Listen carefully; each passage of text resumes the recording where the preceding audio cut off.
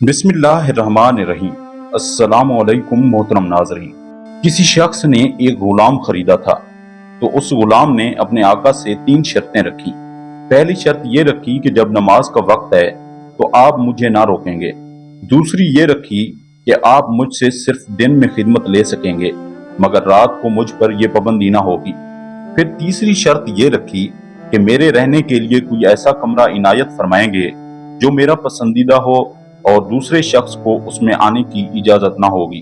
चुनाचा आका ने गुलाम की तीनों शर्तें मंजूर कर ली और गुलाम को हुक्म दिया कि जाओ जाकर महल में अपनी पसंद का कमरा देख लो, जिसमें हर कमरा एक से एक बेहतर साजो सामान के साथ आरास्ता था।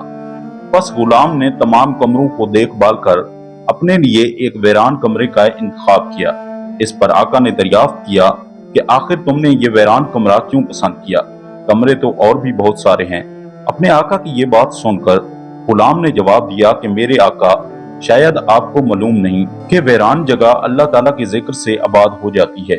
इसके बाद उस गुलाम ने उसी वीरान कमरे में रात को रहना शुरू कर दिया और ये बात पहले ही तय की थी कि रात को गुलाम आजाद रहेगा।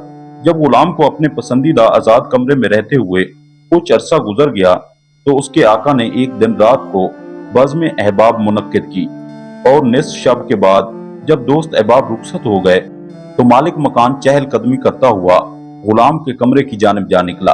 क्या देखता है कि एक नूरानी कंदील ने ऊपर से आकर कमरे की खाली छत को घेर रखा है और गुलाम सजदे में पड़ा हुआ अपने रब से दुआ और मनाजात में मसरूफ है कि ऐ मेरे परवरदिगार, दिन को तूने मेरे आका की खिदमत मेरे जिम्मे वाजिब कर दी।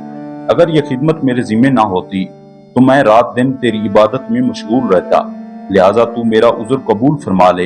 इसका मालिक ताज्जुब के साथ सुबह सादिक तक इस अजीब मंजर को देखता रहा। चुनाचा सुबह होते ही वो नूरानी कंदील आसमान पर चली गई और छत बंद हो गई। मालिक ने अपनी बीवी से इसका तज़किरा किया और दूसरे रोज वो मालिक और उसकी बीवी दोनों इस मंजर को देखने गए तो इस शब में भी बिल्कुल वही मंजर देखा जो पहली शब में मालिक देख चुका था। सुबह इन दोनों ने गुलाम को बुलाकर कहा, तू अल्लाह के वास्ते आजाद है ताकि अपनी ख्वाहिश के मुताबिक रात दिन अल्लाह ताला की इबादत में मशगूल रह सके। जिससे तू माजरत करता रहता है, इसी के साथ उसके मालिक और उसकी बीवी ने गुलाम से उसकी इन करामतों का जिक्र किया जो रात को वो दोनों देख चुके थे। बस अब क्या था, जब गुलाम को मालूम हुआ कि उन पर उसका पर्दाफाश हो चुका है तो उसने उसी वक्त दरबार इलाही में हाथ उठाकर दुआ की, ऐ मेरे परवरदिगार, मैंने तुझसे दुआ की थी कि मेरा राज किसी पर ना खोलियो, मगर अब जबकि मेरा भेद दूसरों पर ज़ाहिर हो गया है, जिसको मैं मख्फी रखना चाहता था, तू मुझको अपने पास बुला ले। चुनाचा उसी वक्त उसकी रूह परवाज कर गई और वो अपने खालिक हकीकी से जा मिला। अल्लाह ताला से दुआ है कि अल्लाह पाक इसकी मग़फ़िरत फरमाए और इसके दर्जात को बुलंद फरमाए। आमीन सुम्मा आमीन।